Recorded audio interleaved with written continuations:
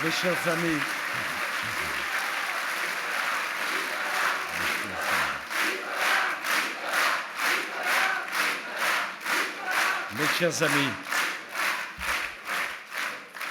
Monsieur le maire, cher Joël, cher Antoine, mes premiers mots seront d'abord pour vous remercier et remercier tous nos amis qui sont dans la grande salle derrière la vôtre, qui ne me voient que par l'intermédiaire d'un écran, et je veux leur dire mon amitié, ma reconnaissance de cette mobilisation extraordinaire, parce que non seulement la deuxième salle est pleine, mais encore des gens qui ne sont pas arrivés à rentrer dans la deuxième salle.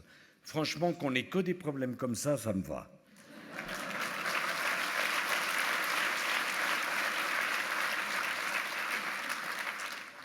Mes chers amis, jamais, sans doute, la colère des Français n'a été si grande.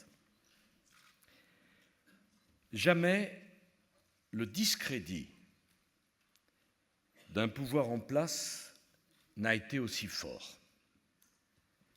Jamais, ayons l'honnêteté de le reconnaître, le rejet de la classe politique n'a représenté une telle menace pour nos institutions et pour notre démocratie.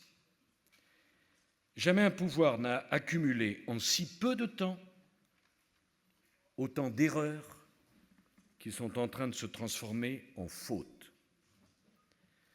Je veux parler de la laïcité qu'ils ne défendent plus.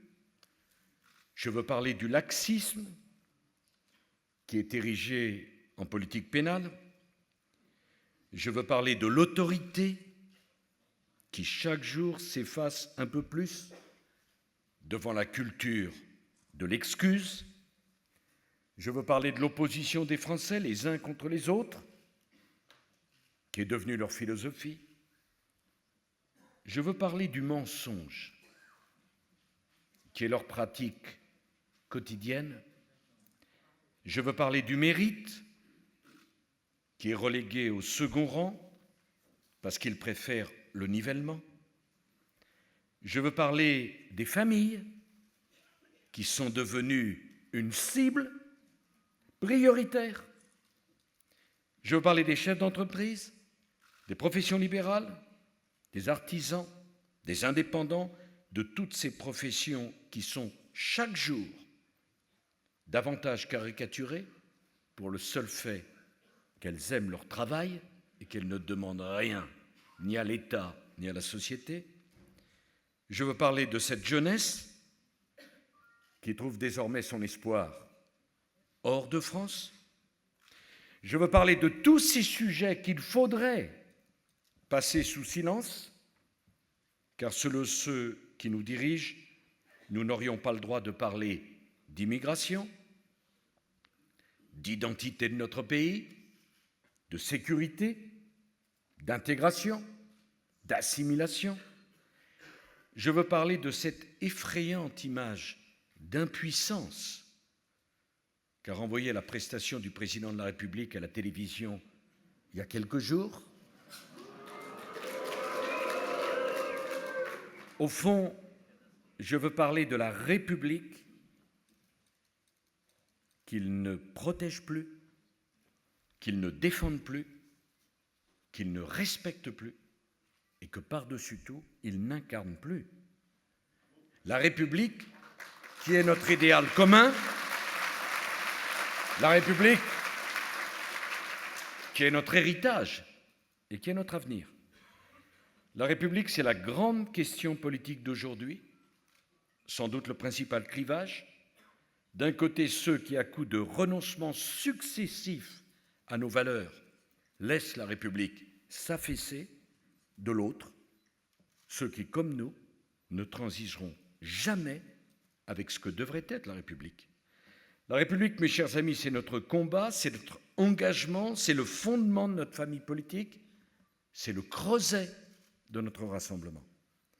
L'idéal républicain, l'exigence républicaine, nous allons être les seuls à l'incarner. Joël parlait des responsabilités qui sont les nôtres. Voilà une belle responsabilité. Quand je condamne le manque de fermeté du gouvernement face au communautarisme. Je défends la République parce que la République est indivisible et que le communautarisme ne doit pas avoir droit de cité sur le territoire de la République française. Ou alors, ce n'est plus la République. Quand je dénonce la récente décision du ministre de l'Éducation nationale d'autoriser les femmes voilées à participer aux sorties scolaires, quand je refuse que s'expriment le fanatisme et l'intégrisme, je défends la République parce que la République, c'est la neutralité absolue du service public et c'est la laïcité, la République.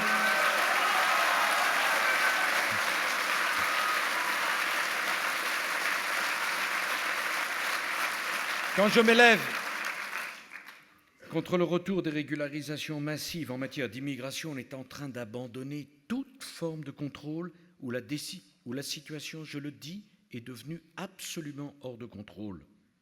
Quand je dis qu'on ne doit pas accueillir plus d'étrangers quand on n'aura pas réellement intégré ceux qui sont déjà sur notre sol, c'est la République que je défends. Car la République n'est accueillante que si nos valeurs sont respectées. Et je veux que nous ayons, républicainement parlant, ce débat. Est-ce qu'on peut continuer à accueillir avec un système d'intégration à la française qui est devenu un échec patent?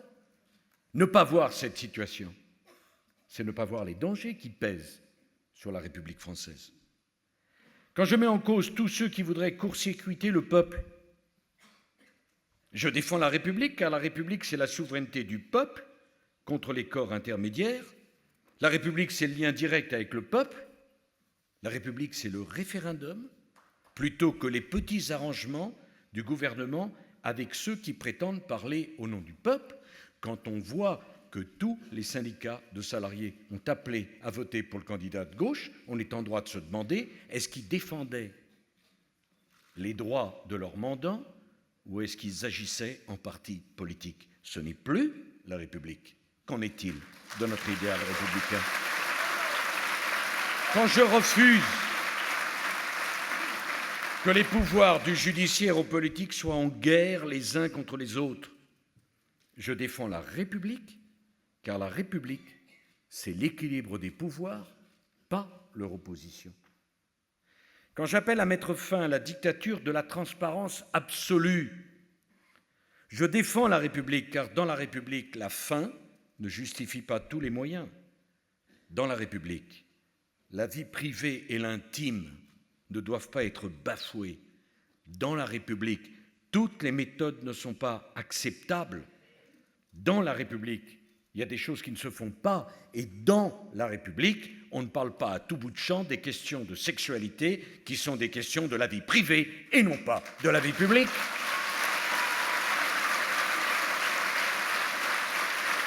Défendre la République, c'est refaire de ses principes fondateurs le fondement de la politique. Dans la République, mes chers amis, tout ne se vaut pas. Tout n'est pas compatible. Tout n'est pas acceptable. Le travail dans la République n'est pas compatible avec l'assistanat, car la République, c'est le mérite. Il n'y a pas de droit sans contrepartie de devoir. Mes chers amis, dans la République, l'école n'est pas compatible avec le nivellement, parce que la République, c'est l'exigence. Ceux qui veulent supprimer les notes, ceux qui veulent supprimer le mérite, ceux qui veulent supprimer le classement, c'est le contraire de l'idéal républicain de vouloir faire ça.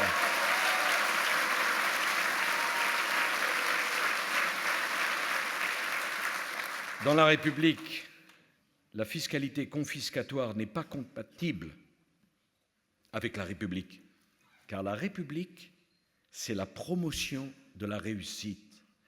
Celui qui est fils de locataire doit pouvoir devenir propriétaire. Parce que la République, c'est de pouvoir soi-même et les siens monter l'échelle sociale par son travail, par son mérite, par son exigence La propriété, ce n'est pas du vol. La propriété, c'est la récompense d'une vie de labeur. C'est cela, la République.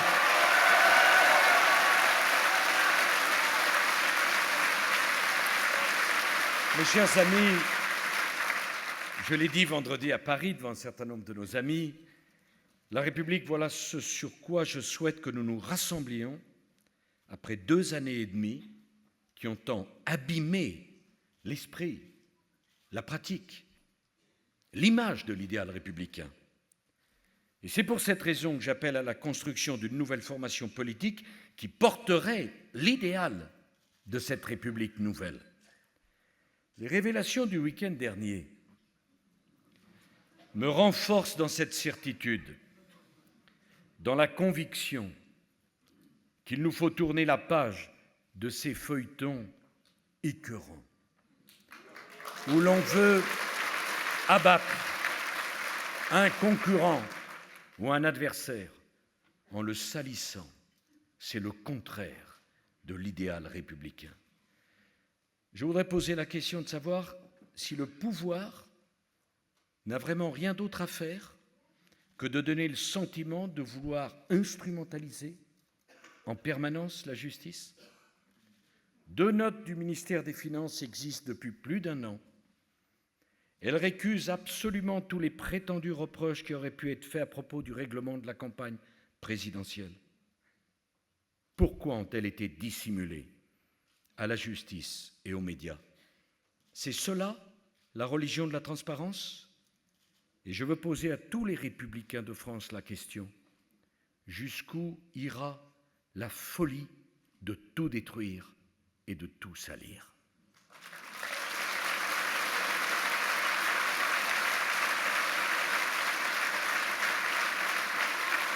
Je veux vous dire une chose avec gravité. Je ne polémiquerai avec aucun membre de ma famille politique, conformément à l'engagement constant qui est le mien.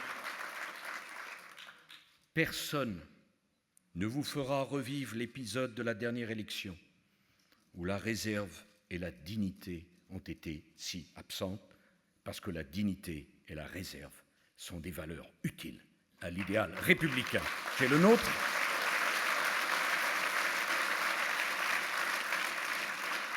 Je ne céderai à aucune provocation et j'ai choisi d'ignorer, dans l'intérêt de notre pays, cette marée de boue qu'on voudrait répandre sur la République française. Je veux consacrer toute mon énergie à la France qui en a tant besoin, à la République qui est si nécessaire, à notre famille politique qui a la responsabilité de préparer l'alternance, à l'unité de notre mouvement, quand tous nos adversaires aimeraient tellement nous voir nous diviser. Si je suis élu à la tête de notre famille politique, je créerai les conditions d'un vaste rassemblement de tous ceux qui considèrent que la République est notre bien le plus précieux. L'unité doit être notre maître mot, car ces 2 dernières années, notre famille fut inaudible parce qu'elle était divisée. Elle devait incarner des idées, elle n'a offert que le triste spectacle de petite haine et de divisions dérisoires. Elle devait être le lieu d'une opposition déterminée, elle ne s'est illustrée que par ses guerres fratricides, ses querelles de personnes, ses oppositions d'ego et des pratiques inqualifiables. J'appelle à tourner la page définitivement d'une attitude qui ne correspond en rien à ce qui doit être la responsabilité d'un grand mouvement politique républicain. Et dans le futur rassemblement que j'appelle de mes vœux, Joël, je veux une équipe. Je ne veux pas que se joue l'élection présidentielle 3 ans avant son échéance. Je ne veux pas autant d'équipes que de futurs candidats à la primaire.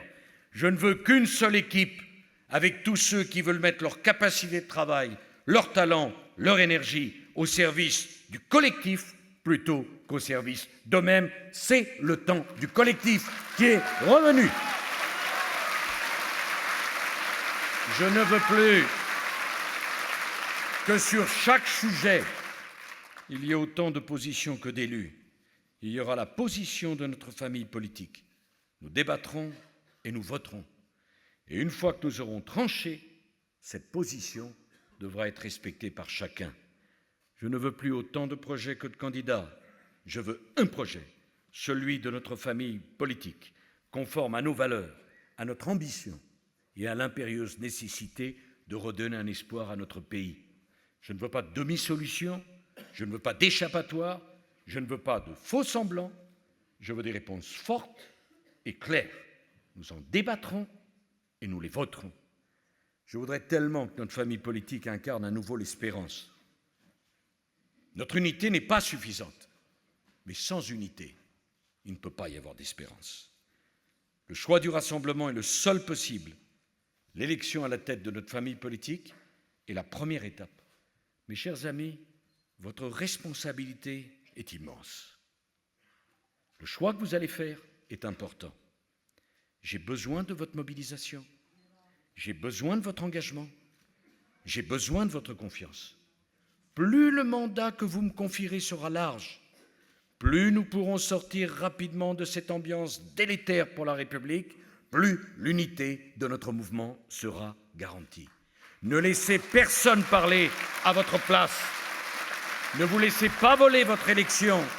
Donnez votre force, donnez votre poids au futur président de notre famille politique.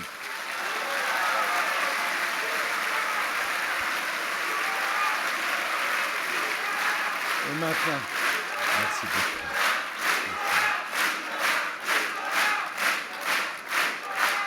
Et maintenant, comme je me suis engagé, Antoine et Joël, je souhaite poursuivre l'exercice que je fais partout en France, de dialogue avec vous.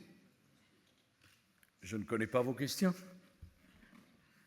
Je vais essayer d'y répondre avec la même franchise et la même liberté que celle que vous userez à mon endroit. Et je le ferai devant la presse, parce que moi je souhaite la vraie transparence, pas la fausse. Celle qui consiste à échanger avec mes amis en pensant qu'entre amis dans une famille, on n'a rien à dissimuler. Nicolas, il y a des questions qui ont été posées par l'intermédiaire d'Internet, donc je vais te poser la première qui vient de Philippe. Monsieur le Président, le déficit des collectivités locales a quasiment triplé en un an. Malgré la baisse des dotations de l'État, les collectivités continuent d'augmenter leurs dépenses, et notamment en embauchant. Comment faire pour stopper cette hémorragie? Voilà la première question. Bon, il faut qu'on se parle franchement, Joël. Tu as appelé à des mesures fortes. Elles doivent l'être. Et il faut qu'on se dise les choses entre nous. Pendant 5 ans, j'étais président de la République. Nous avons supprimé 165 000 emplois dans la fonction publique. Certains me disent que ce n'est pas suffisant, je les entends. Je leur dirai simplement que jamais dans l'histoire de la République, un tel effort n'avait été fait jusqu'à présent. Jamais. Le problème est où? C'est que dans le même temps, les collectivités territoriales ont créé autant de postes de fonctionnaires que l'État n'en avait supprimé. Je n'accuse personne, je ne reproche à personne, encore que, mais c'est une réalité qu'il nous faut affronter. Comment allons-nous l'affronter? Je crois sincèrement qu'il va falloir reprendre la politique du non-remplacement d'un fonctionnaire sur 2 partant à la retraite. Je prends mes responsabilités. Je suis opposé à ce qu'on aille plus loin. Pourquoi? Parce que si vous ne remplacez pas une partie du volant de ceux qui partent à la retraite, vous avez une pyramide des âges dans vos administrations qui fait que ce n'est pas les plus dynamiques que vous allez conserver. Mais je pense que la politique du non-remplacement de 1 sur 2 doit s'appliquer aux collectivités territoriales comme elle s'applique à l'État. Cependant, je voudrais que nous travaillions et réfléchissions sur une mesure très importante qui consisterait à donner aux collectivités territoriales un pouvoir qu'elles n'ont pas sur la gestion de leur personnel communal. Aujourd'hui, les collectivités territoriales sont totalement bloquées entre les décisions nationales qui s'appliquent à 5 millions de fonctionnaires, on se demande d'ailleurs bien pourquoi, fonctionnaires territoriaux, fonctionnaires nationaux, fonctionnaires hospitaliers, et avec le GVT, glissement vieillesse technicité, les collectivités territoriales n'ont plus de marge de manœuvre. Donc je souhaite qu'il leur soit imposé le non-remplacement d'un fonctionnaire sur 2 partant à la retraite, mais qu'on leur donne une marge d'autonomie pour gérer la question de leur personnel. C'est le problème des heures supplémentaires, c'est le problème des contrats de 5 ans. Je ne vois pas au nom de quoi un informaticien dans une collectivité territoriale devrait être embauché à vie. Je ne vois pas pourquoi on ne doit pas autoriser un certain nombre de contrats à durée déterminée et de vous rendre par ailleurs une liberté de négociation dans les collectivités territoriales sur la durée du temps de travail dans la fonction publique territoriale, qui est un sujet considérable depuis les accords de 2000.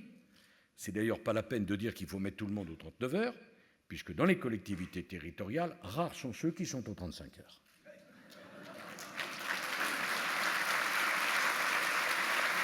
Pardon, si quelqu'un pense que ce que je dis n'est pas exact, qu'il n'hésite pas à prendre la parole.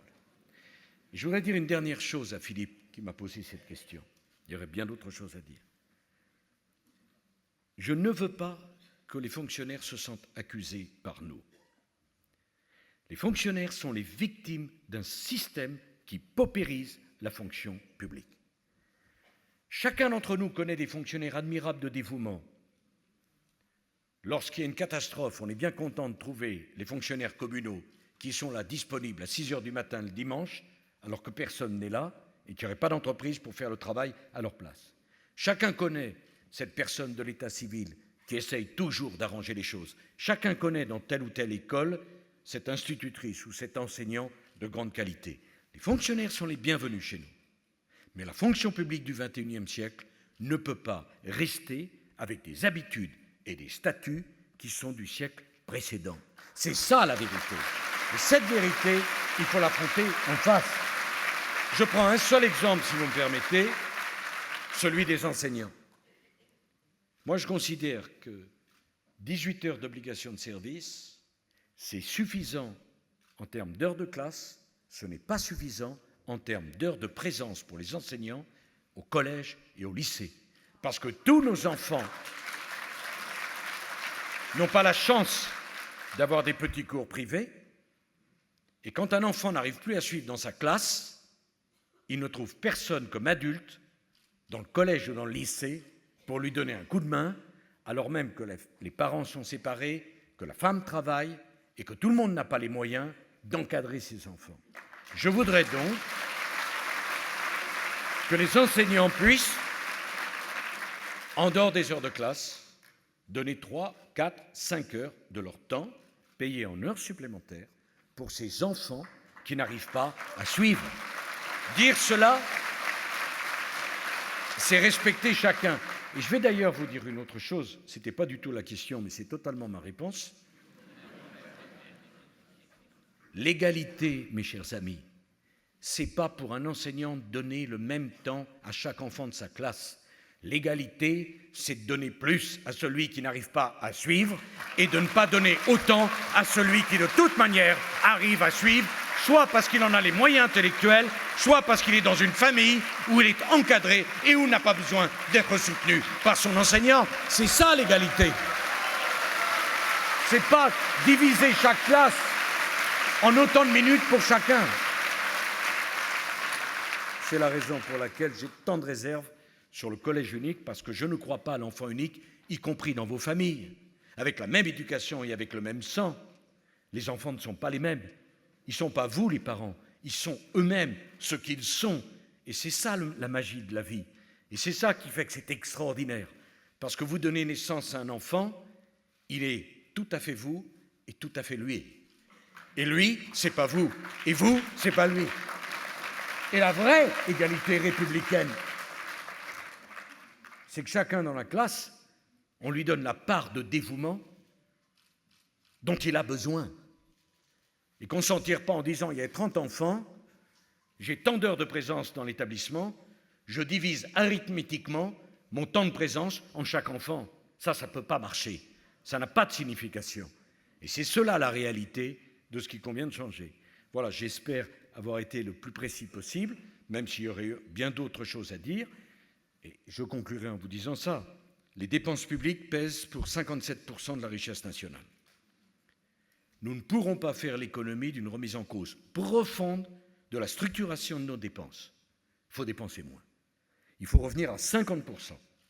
Et je proposerai de travailler sur un système où lorsque nous atteindrons 50% de dépenses publiques dans la richesse nationale, le gouvernement, quel qu'il soit, n'aurait à ce moment-là pas le droit ni d'augmenter les impôts, ni d'augmenter l'emprunt. Il n'aurait qu'une seule solution, réduire les dépenses. Et on inscrirait cette règle dans la Constitution pour être certain que les Français soient assurés que notre économie ne serait pas asphyxiée par un montant de dépenses publiques que nous n'avons plus les moyens de financer.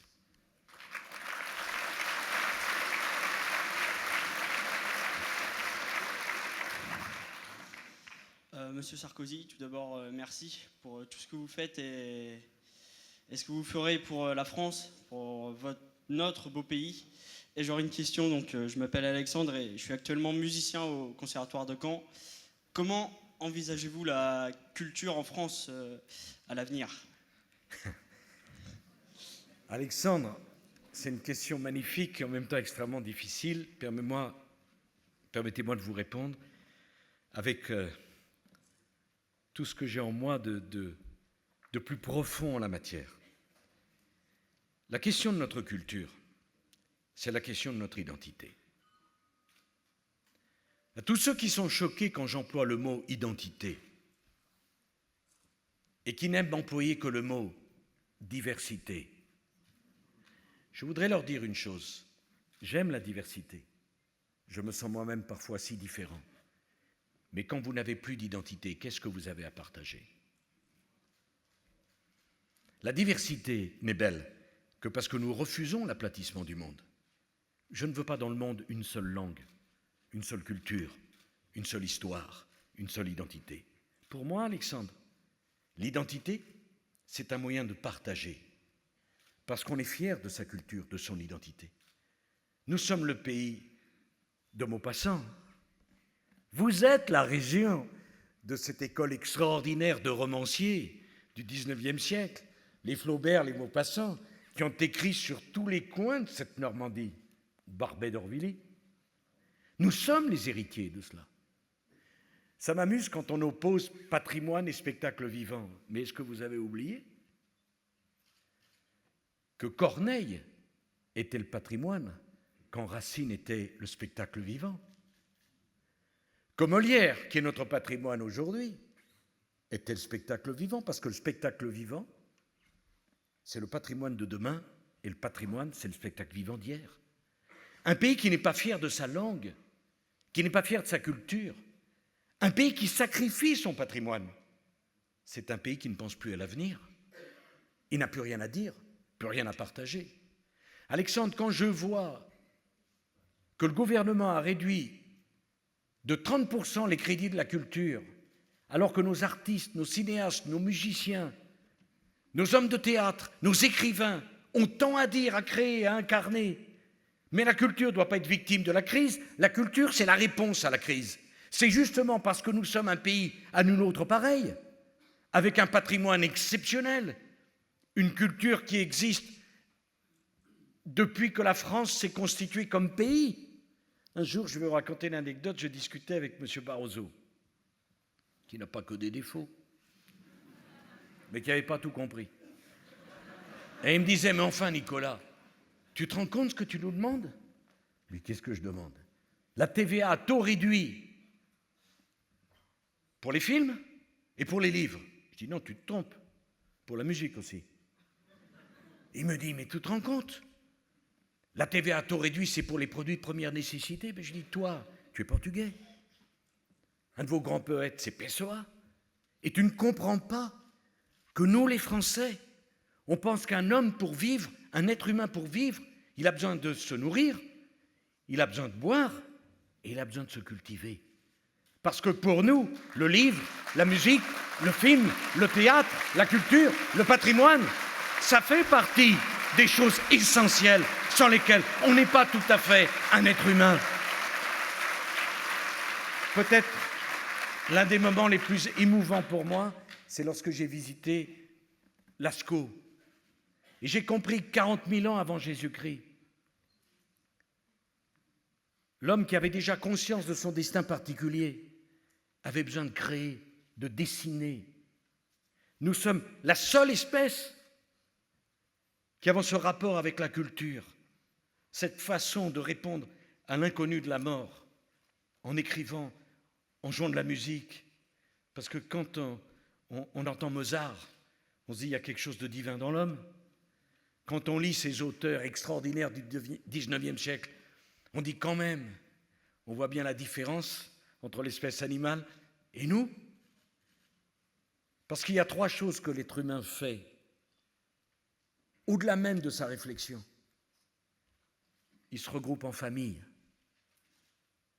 Lorsqu'à l'époque de Lascaux, on était 10 000 êtres humains sur la surface de l'Europe, ils vivaient ensemble, en clan, en bande, en horde, parce que contrairement à ceux qui n'y connaissent rien, la famille n'est pas un choix politique, la famille est une nécessité.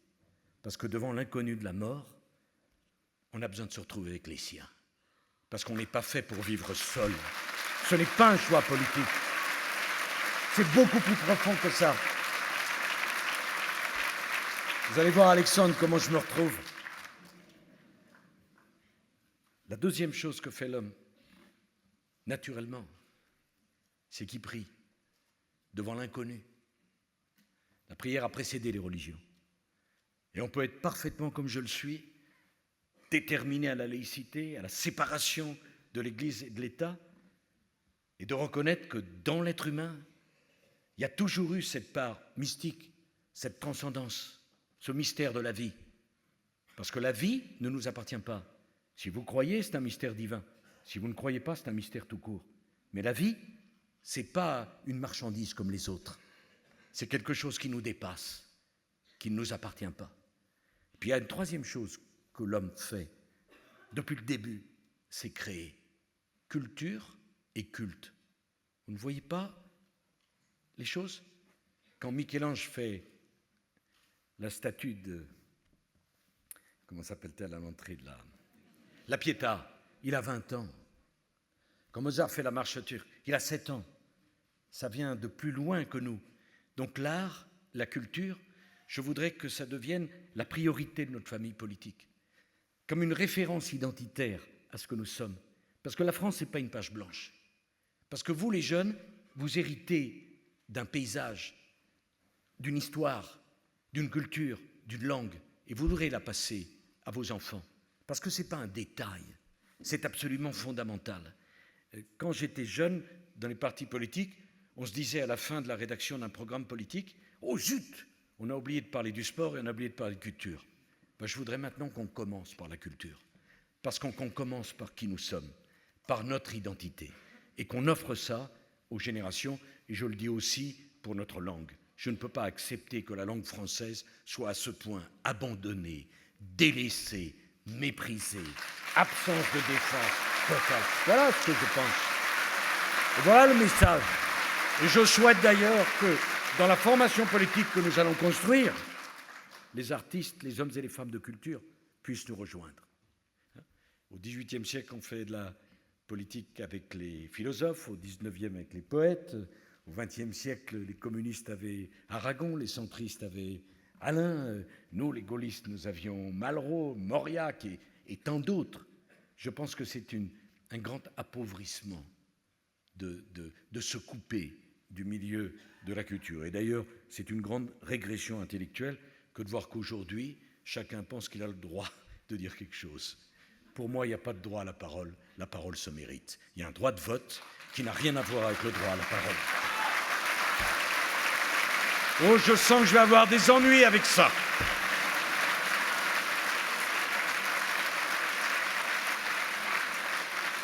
Monsieur le Président, vous ne pouvez pas nous voir, nous sommes à l'arrière-salle où il y a beaucoup de monde et une dame a une question à vous poser. Bonsoir, je m'appelle Virginie Ambert, je suis élue d'une commune de 17 000 habitants, à côté du Havre. Nous avons eu un casse-tête, comme beaucoup d'élus, avec les fameux TAP, une mauvaise loi qu'il a fallu appliquer. Je voulais savoir qu'est-ce que vous comptiez faire avec cette loi qui nous a coûté beaucoup d'argent aux collectivités. Oui, il faudrait que vous traduisiez. Hein. Les TAP, c'est les rythmes scolaires, c'est ça? C'est ça. Les temps d'activité périscolaire. Okay. Pardon. Excusez-moi, mais c'est pour ça que j'ai un petit problème avec UMP.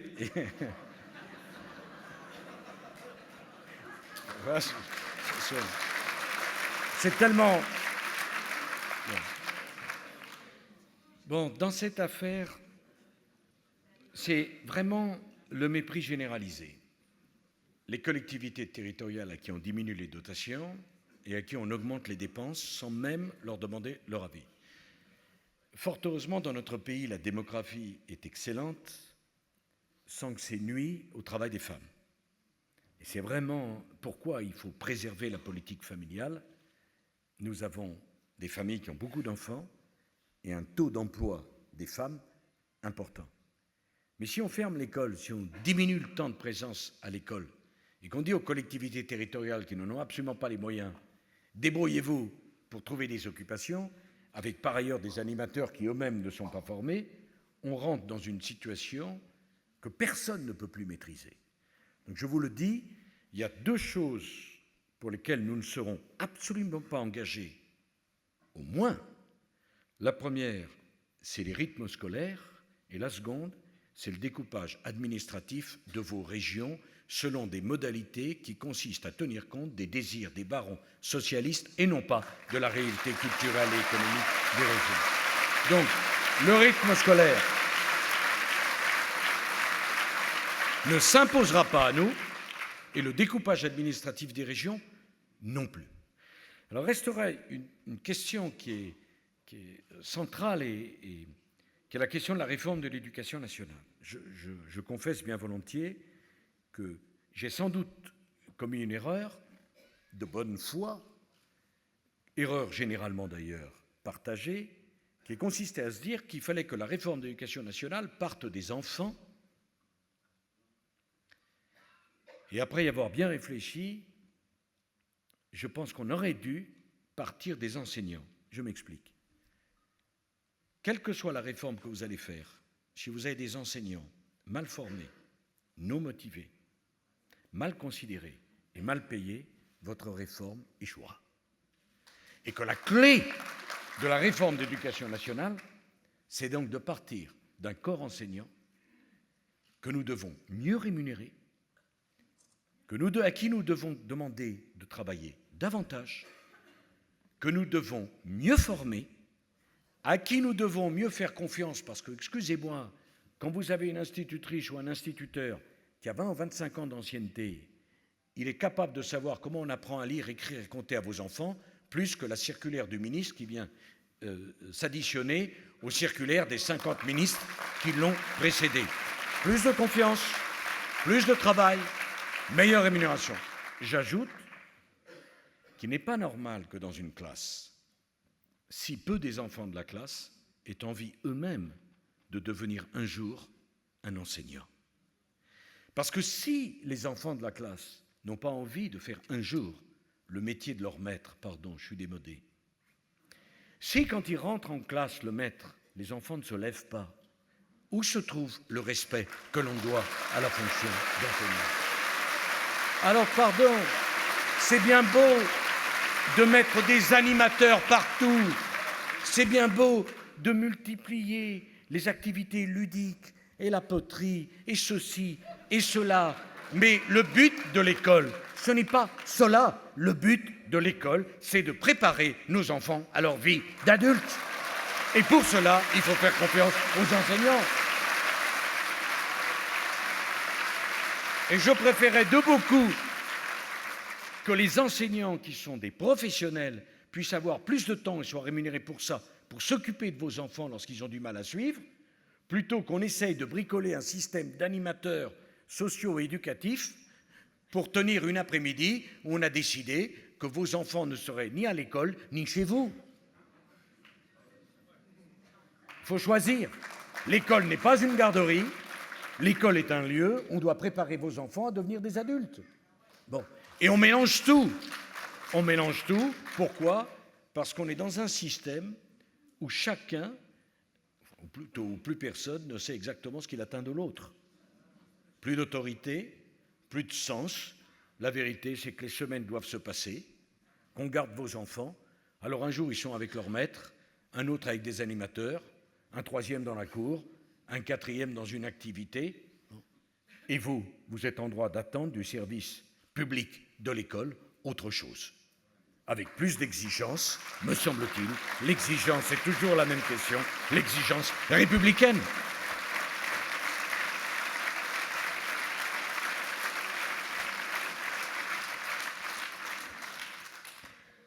Bonjour Monsieur le Président, je suis un militant, content de vous voir. Et on parle beaucoup de Schengen, on voit beaucoup d'inertie autour de Schengen, et on serait content de savoir un petit peu comment vous voyez un peu une réforme réelle, car les Français sont prêts à une réforme, mais on en parle tout le temps, mais rien ne se passe. L'immigration fait peur, et ça nous intéresserait de connaître votre position là-dessus. Merci. C'est un sujet très sensible, puisqu'il s'agit d'êtres humains et puisqu'il s'agit aussi de l'identité de notre pays. Il faut que les choses soient claires entre nous. Je ne défendrai jamais l'idée de la fermeture de la France et du repliement de la France sur elle-même. Je sais quelle est l'histoire de notre pays, y compris dans cette Normandie, et je sais surtout que les civilisations meurent davantage de la consanguinité que du métissage. Là où ça ne va pas, c'est que comme tout dans la vie, c'est une question de mesure. Nous sommes à 12 km de l'Afrique par le détroit de Gibraltar. L'Afrique compte 1 milliard d'habitants, dans 30 ans elle comptera 2 milliards d'habitants. Un pays comme le Nigeria a aujourd'hui 190 millions d'habitants, dans 30 ans il aura 400 millions d'habitants. C'est-à-dire la population des États-Unis d'Amérique. Par ailleurs, l'Europe est située, et la France est située au cœur de l'Europe. On peut y venir du monde entier par sa frontière est, au travers de la Turquie, puis de la Grèce, à pied. La question de la maîtrise des flux migratoires est une question centrale. Entre ceux qui proposent, ce qui est illusoire, la fermeture absolue. On a déjà fait le coup à vos grands-parents avec la ligne Maginot. Ne vous en faites pas. On a construit la ligne Maginot. On ne leur avait pas dit à nos grands-parents qu'ils passeraient à côté de la ligne Maginot. Et ça ne sera jamais le discours que je porterai. Mais aujourd'hui, la question centrale, nous n'avons plus de travail, nous n'avons plus de logement, nos budgets sociaux explosent, nous ne pouvons plus continuer à accepter ce qu'on accepte aujourd'hui sur notre territoire. Choisir entre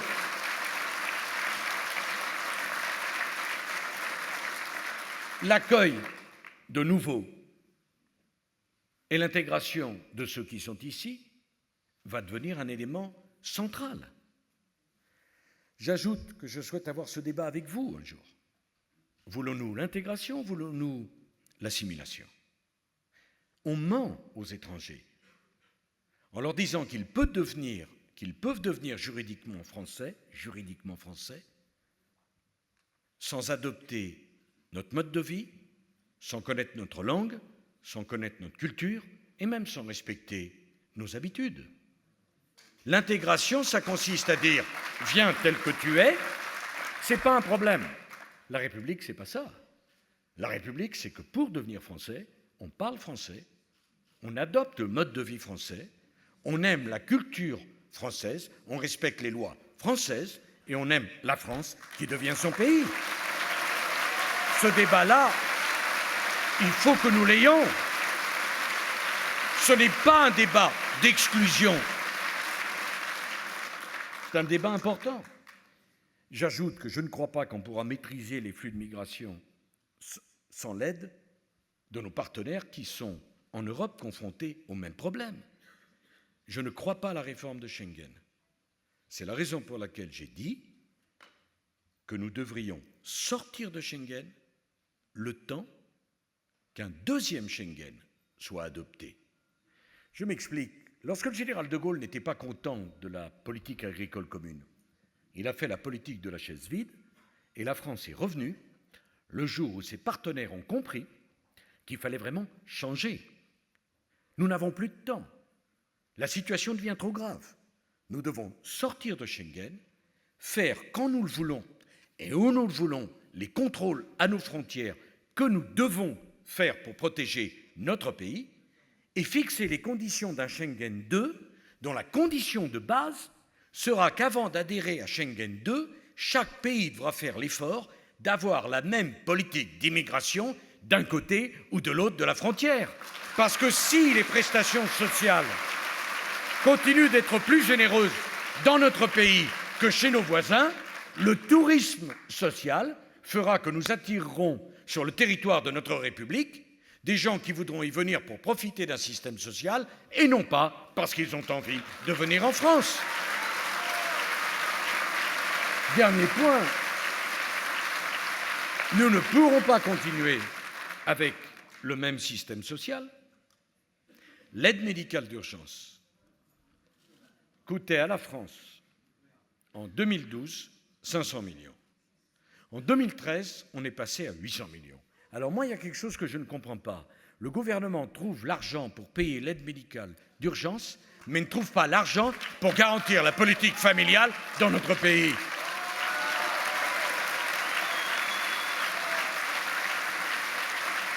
Xavier Bertrand a proposé qu'on supprime l'aide médicale d'urgence pour le remplacer par un système ad hoc. Je m'explique, et je le parle devant toi, Philippe.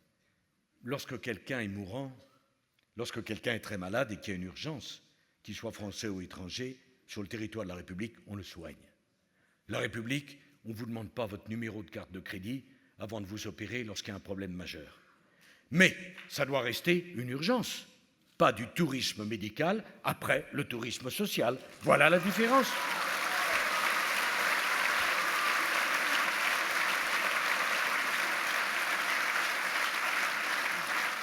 Alors, deuxième question Internet qui est posée par Daniel. Monsieur le Président, prendrez-vous des mesures fortes contre ceux qui font régner la terreur dans les banlieues en imposant leurs lois à des personnes vulnérables? Imposerez-vous aux juges qu'ils appliquent des peines incompressibles que la justice relâche aujourd'hui en toute impunité et face auxquelles la police se retrouve régulièrement? Bon, Daniel, la vie en général et la politique en particulier est une grande école de modestie et je m'y livre bien volontiers.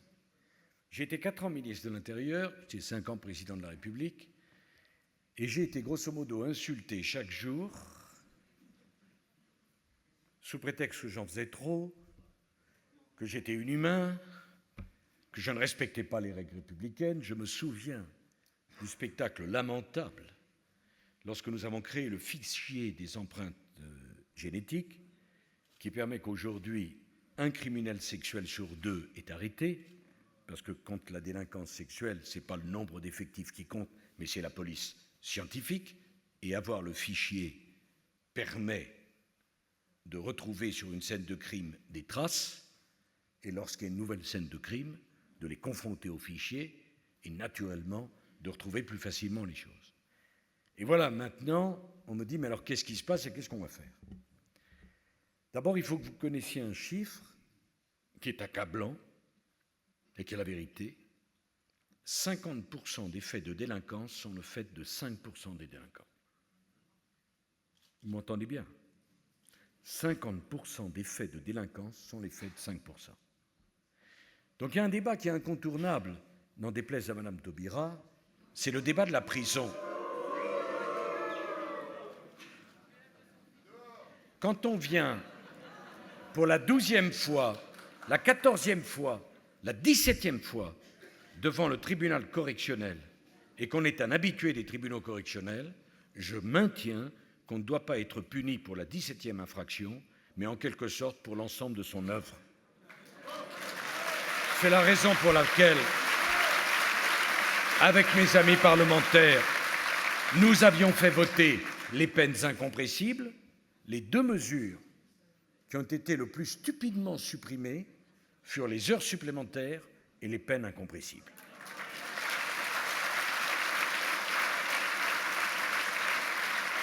Je ne dis pas que la prison est la réponse à tout. Je dis que quand un individu ne veut pas comprendre que la société en a assez, la réponse carcérale est la seule réponse pour que la société puisse se protéger. Parce qu'à un moment donné, c'est bien beau de présenter tous les délinquants comme des victimes, mais pour moi, la vraie victime, c'est celle qui subit la délinquance, le crime ou l'agression.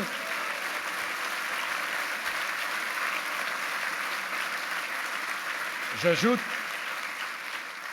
c'est ma première réponse, j'ajoute une deuxième réponse. Je pense que nous devrons faire des propositions sur une anomalie, une injustice. La personne qui est accusée a le droit à un avocat à la première minute de sa garde à vue. Mais la victime, elle devrait, me semble-t-il, si elle était considérée au même titre que le délinquant, avoir elle aussi le droit à un avocat à la première minute de sa agression.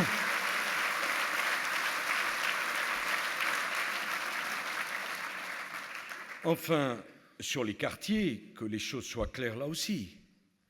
La République, c'est le refus des communautés. Le nombre, l'absence de maîtrise de l'immigration arrive au résultat du développement des communautés, des territoires, des bandes et d'une situation qui est devenue absolument incontrôlable. Et je voudrais que, pour moi, la première des responsabilités de la République, c'est de soutenir les forces de l'ordre républicaines, spécialement lorsqu'elles sont insultées et agressées. Le drame de l'autre jour, c'est un drame, parce que quel que soit ce jeune qui perd sa vie, c'est un drame abominable pour ses parents, pour lui-même, pour sa famille. Mais quand on a vu les scènes et la violence, je veux dire que je suis du côté des forces républicaines de sécurité, que je les soutiens, et que la République, ça ne peut pas être la pagaille, le désordre, la violence, et que les gendarmes, comme les policiers, dans l'immense majorité des cas, font leur travail de façon parfaitement républicaine. Il faut dire cela. Et je n'ignore pas que ces préoccupations touchant à la sécurité, à l'immigration, à l'ensemble de ces missions régaliennes, ça nous ramène à une chose, c'est que dans notre famille politique, il faut avoir le courage de parler fermeté et de parler autorité. L'autorité, on en a besoin dans un pays comme le nôtre, comme on en a besoin dans notre famille politique.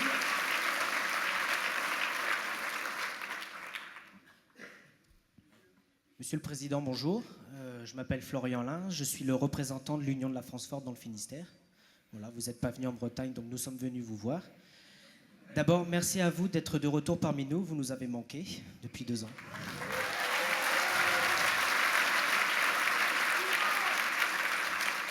Merci à vous. Ma question porte sur la jeunesse. Vous avez dit que vous voulez faire une formation politique du 21e siècle. Et je voulais savoir quel rôle voulez-vous donner à la jeunesse dans notre formation politique future?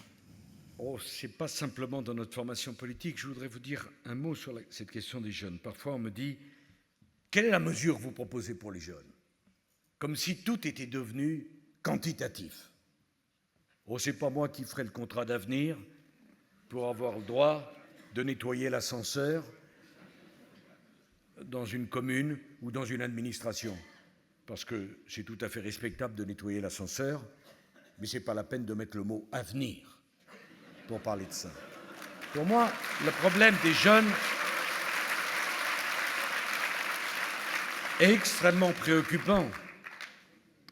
Jamais on n'a vu autant de jeunes partir à l'étranger.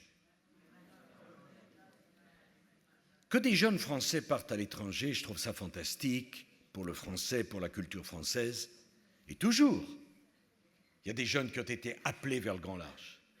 Ce que je n'accepte pas, c'est qu'aujourd'hui, nombre de nos jeunes partent à l'étranger parce qu'ils pensent que la réussite est devenue impossible en France et que ce qu'ils feront à l'étranger, ils ne pourront plus le faire en France. Là est le drame.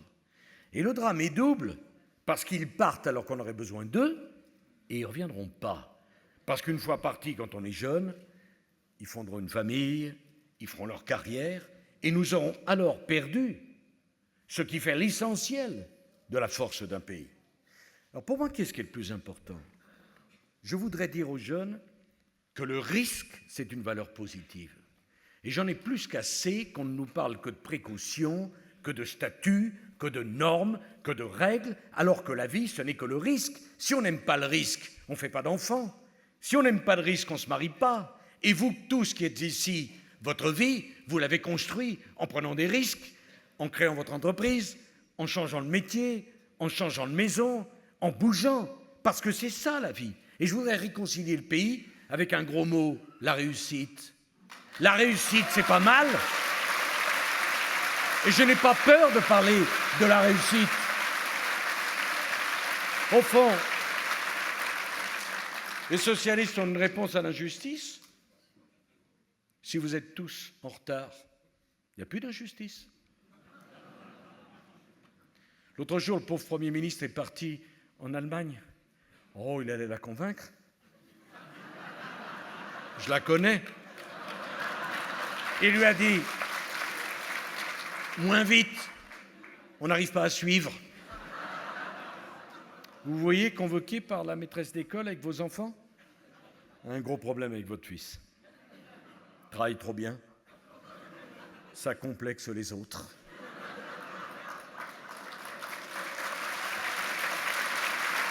Vous savez, c'est la différence entre la gauche et nous. La gauche voit toutes les différences comme une injustice. Moi, je vois toutes les différences comme une richesse. Pour la gauche, c'est une injustice d'être une femme. Donc, le jour de la journée de la femme, on met des jupes aux garçons.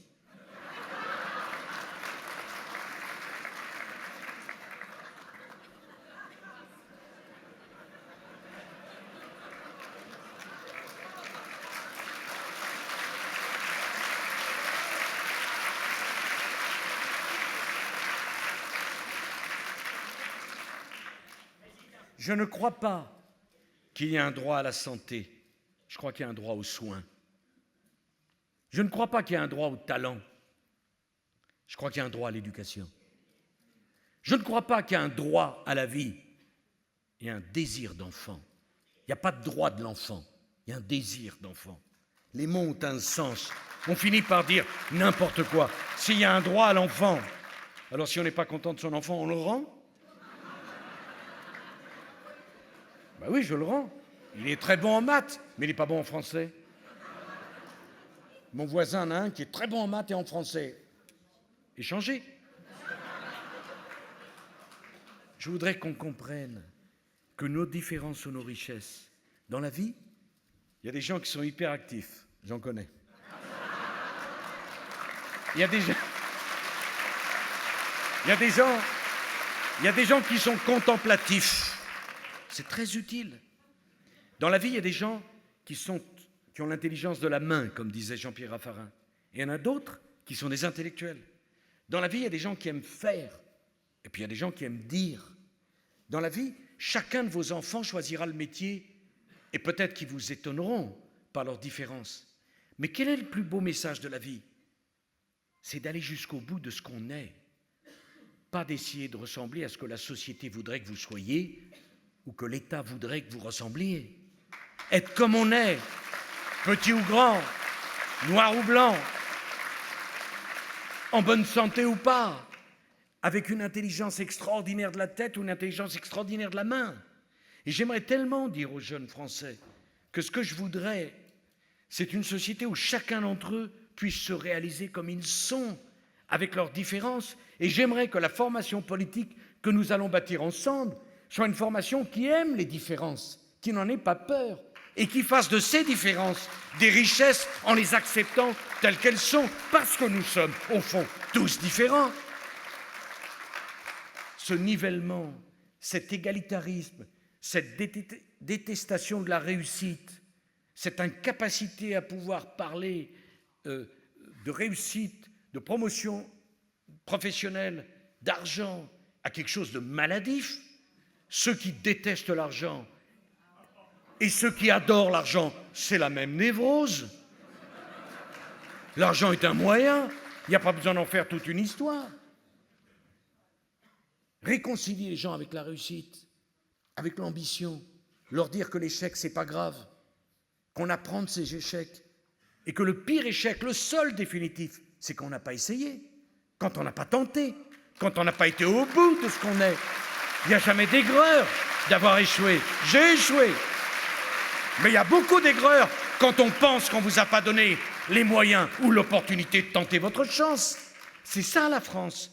Mais la France qu'on nous a laissée en héritage, c'est la France de la création, c'est la France de l'imagination, c'est la France des chercheurs, c'est la France des écrivains, c'est la France des entrepreneurs. On veut quoi de la France? Qu'il n'y ait plus que des chômeurs? On veut quoi de la France? Oh, j'ai bien entendu M. Hollande. Je savais qu'il n'aimait pas les riches. Maintenant, je sais qu'il n'aime pas non plus les pauvres.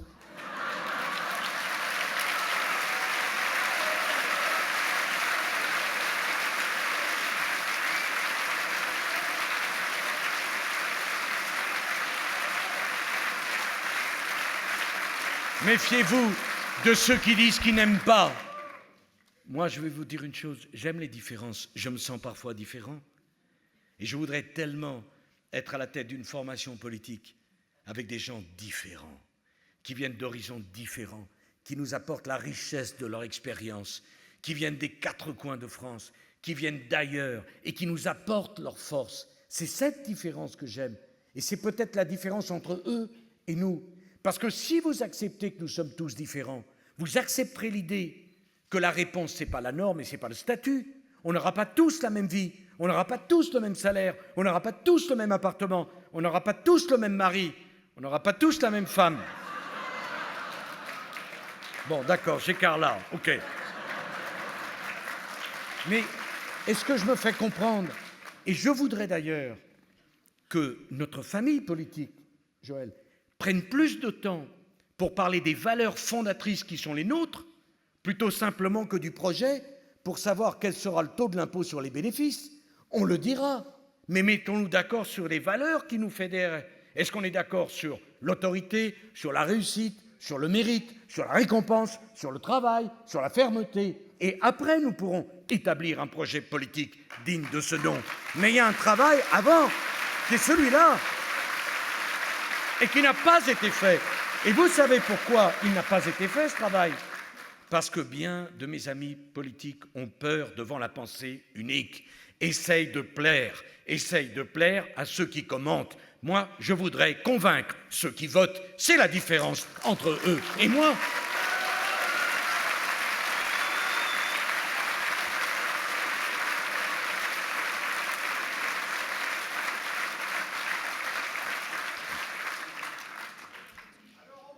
Bonsoir, Monsieur le Président. Mais qu'est-ce que je fais là? Oui, bonsoir. Bonsoir, Monsieur le Président. Xavier, 46 ans, 4 enfants. Nous avons un point commun. Nous sommes ce soir en famille et il n'y a pas de famille sans enfants. Et je voudrais parler d'eux ce soir et de leur avenir. Beaucoup s'interrogent, pourquoi créer ma propre entreprise? Pourquoi m'endetter? Pourquoi investir dans un outil de travail? Puisqu'on parle sans cesse de nivellement. Que pouvez-vous leur dire, Monsieur le Président, ce soir, pour les encourager, pour qu'ils gardent confiance et surtout comment les rassurer pour créer leur future entreprise? Merci.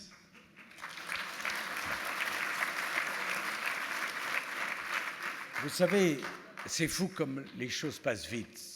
En 2007, j'avais dit combien je pensais que le sens de la vie, c'était de donner le fruit de sa vie de travail à ses enfants. Que le sens de la vie, c'était pas de travailler pour soi-même, c'était de travailler dur, d'essayer de s'élever et de pouvoir laisser à ses enfants, en franchise d'impôt, le fruit d'une vie de labeur sur lequel on avait d'ailleurs payé l'impôt. Et c'est ce qui nous avait conduit, lors de la loi TEPA, avec mes amis parlementaires, a supprimé l'impôt sur les successions pour 90% des familles de France.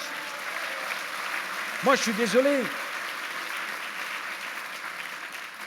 Je pense que cette mesure doit être reprise. Pourquoi? Parce que la redistribution, elle se fait par l'intermédiaire des deux impôts sur le revenu que nous avons. L'IRPP, qui est un impôt sur le revenu progressif, et la CSG, qui n'est rien d'autre qu'un impôt sur le revenu proportionnel. Mais une fois que vous avez travaillé dur, créé un patrimoine, au nom de quoi, alors que vous avez payé des impôts toute votre vie, il faut encore payer des impôts au moment où le fruit de cette vie de labeur, vous le donnez à vos enfants. Il faut vraiment jamais avoir travaillé pour considérer que c'est normal. Alors on me dit, ah oui, mais c'est injuste, parce qu'il y a les enfants de gens qui ont travaillé dur, qui pourront profiter du produit de cette vie de travail. Mais je dis, ça c'est pas injuste. Si on a la chance d'avoir des parents comme ça, vous auriez préféré quoi? Qu'ils dilapident tout leur capital plutôt que de le laisser à leurs enfants? Et la justice, c'est pas d'empêcher des parents de donner le fruit d'une vie de travail à ses enfants. L'injustice serait que des enfants venant d'une famille modeste où on ne leur laisse rien ne puissent pas, à leur tour, par leur travail, pouvoir créer les conditions d'un patrimoine qu'ils laisseront eux-mêmes à leurs enfants. Elle est là, la justice. La justice, elle est dans la capacité à donner le meilleur à tout le monde, pas dans la capacité à couper le meilleur pour chacun. Voilà la vérité. Elle est là, la différence. Et parfois, je suis un peu gêné quand j'entends certains de mes propres amis être si fragiles lorsqu'il s'agit de défendre des valeurs qui sont les valeurs éternelles de la République française. Nous devrions les défendre, ces valeurs, avec davantage de force, davantage de détermination. Et permettez-moi de vous dire que si on le faisait, le problème du Front National, il ne se posera plus.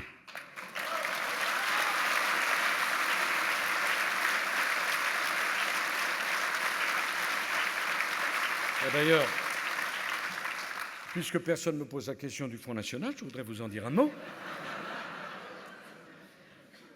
D'abord, personne ne m'empêchera d'aller convaincre un par un, s'il le faut, des électeurs qui ont voté pour le Front National dans le passé. Ces électeurs-là sont des gens qui appartiennent à la République française et je ne vois pas pourquoi je n'aurais pas le droit d'aller les rechercher, les convaincre de revenir dans la famille politique qui est la nôtre.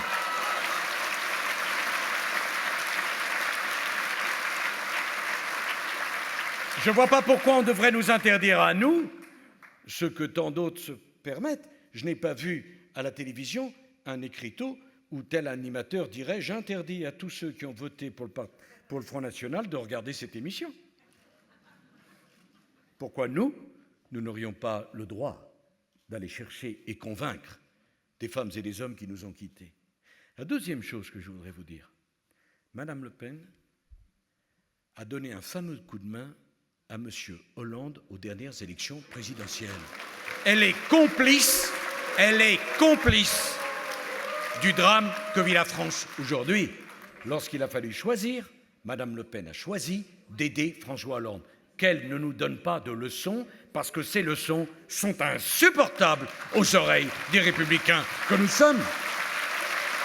Et la troisième chose, je voudrais dire à tous les journalistes d'arrêter d'appeler Mme Le Pen et le Front National comme un mouvement d'extrême droite, puisque maintenant Mme Le Pen a le programme politique et économique de M. Mélenchon.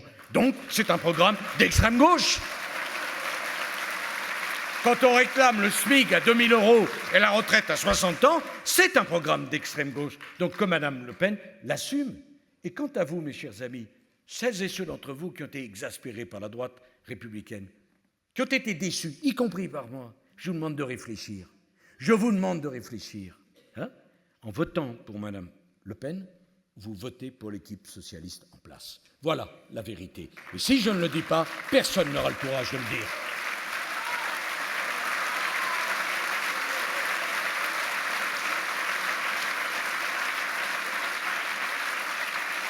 D'ailleurs, Mme Le Pen l'a compris, qui me critique beaucoup plus qu'elle ne critique M. Hollande. Mais maintenant, je suis revenu. Donc je vais répondre.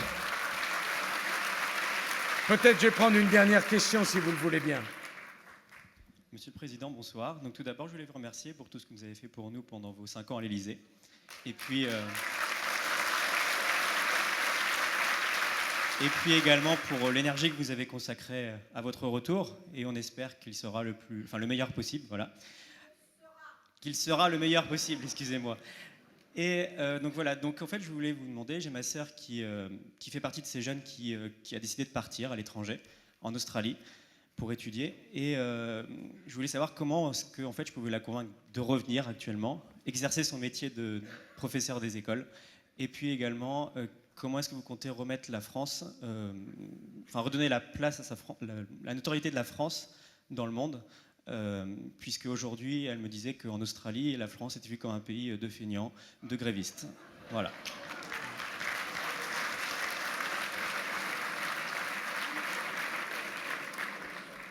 Par parenthèse sur les grévistes, un mot. J'avais promis qu'on ferait le service minimum dans les transports en commun. J'ai eu 9 jours de grève nationale. Nous n'avons pas reculé. Et aujourd'hui, quand il y a une grève, les services publics continuent à fonctionner. Alors, la question qui est posée, là aussi, je pense que la démocratie sociale marche aussi mal que la démocratie politique. On ne peut pas continuer avec des syndicats dont le combat politique est évident. M. Chérec a refusé de discuter de la réforme des retraites. Le lendemain de l'élection de M. Hollande, il est récompensé de ses bons et loyaux services politiques en étant le président de la fondation du Parti socialiste et en étant nommé inspecteur général. Si avec ça, ce n'est pas un responsable politique, qu'est-ce que c'est qu'un responsable politique? Et ne parlons pas de M. Thibault ou de M. Mailly.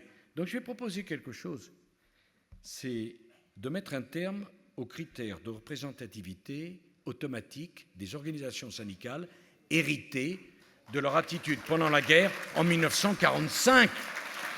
On est représentatif en 2014 parce qu'on est représentatif dans les urnes sociales, pas parce qu'on a un droit qu'on utilise, non pas pour faire fonctionner la démocratie sociale, mais pour gérer ses avantages corporatistes. La troisième remarque que je voudrais faire, la France, on va la changer, et dites-le à votre sœur, mais avec les Français. Si tout le monde s'en va, si on reste seul, si les meilleurs, les plus dynamiques, ceux qui partagent nos idées, renoncent, qu'est-ce qui restera de la France? Comment on va la redresser? Il faut dire à votre sœur que moi je comprends cette expérience en Australie, mais qu'on a besoin d'elle. Et cette immense armée que je voudrais lever, ces centaines de milliers de militants que je voudrais fédérer, c'est pour changer la France. Moi aussi, j'aurais pu partir. Moi aussi, on m'a fait des propositions. Moi aussi,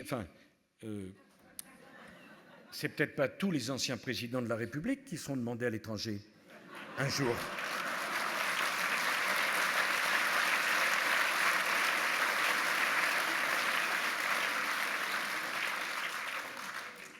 Je ne suis pas sûr qu'il suffit qu'on ait été président pour qu'on vous demande des conseils.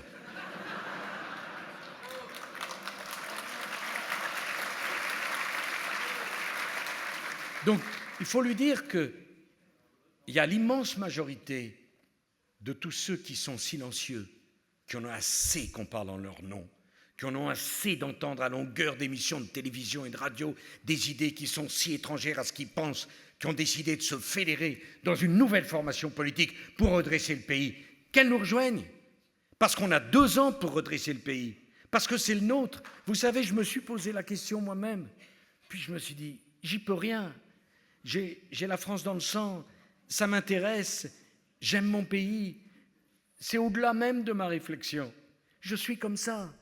On ne peut pas, refuser son destin ou ce qu'on est. Si vous êtes là, alors que vous avez votre vie de famille, vos ennuis, vos charges professionnelles, c'est parce qu'il y a quelque chose qui est plus fort que vous, quelque chose qui vous rattache à votre pays, et votre pays vous rattache à vos ancêtres, à ceux qui ne sont plus là puis que vous avez aimés, et puis votre pays vous rattache à ceux que vous aimez, les plus jeunes qui sont derrière, vos enfants, vos petits-enfants, vos arrière-petits-enfants. Tout ceci, on ne peut pas simplement le traiter de façon mathématique, on ne peut pas simplement faire la balance des avantages et des inconvénients. Vous êtes nés quelque part. C'est un mystère, votre naissance quelque part. Mais vous êtes de ce quelque part. Vous ne pouvez pas le rejeter. Vous ne pouvez pas vous désintéresser. Je ne peux pas m'en désintéresser. Mes amis qui se présentent aux élections, toi-même, quand tu te présentes aux élections, peut-être que ça aurait été mieux de rester tranquille dans une carrière. Peut-être que Antoine, avec l'intelligence qui est la sienne, aurait pu faire bien d'autres choses. Mais on est porté à ça. Parce que notre pays, ça nous dépasse. Parce qu'on n'est pas simplement la somme de ses intérêts. On a un idéal, on a une ambition. Dites à votre sœur, de ma part, personnellement, j'ai besoin d'elle. Mes chers amis, merci. Merci Joël. Merci Antoine. Merci à tous. Je compte sur vous. J'ai besoin de vous.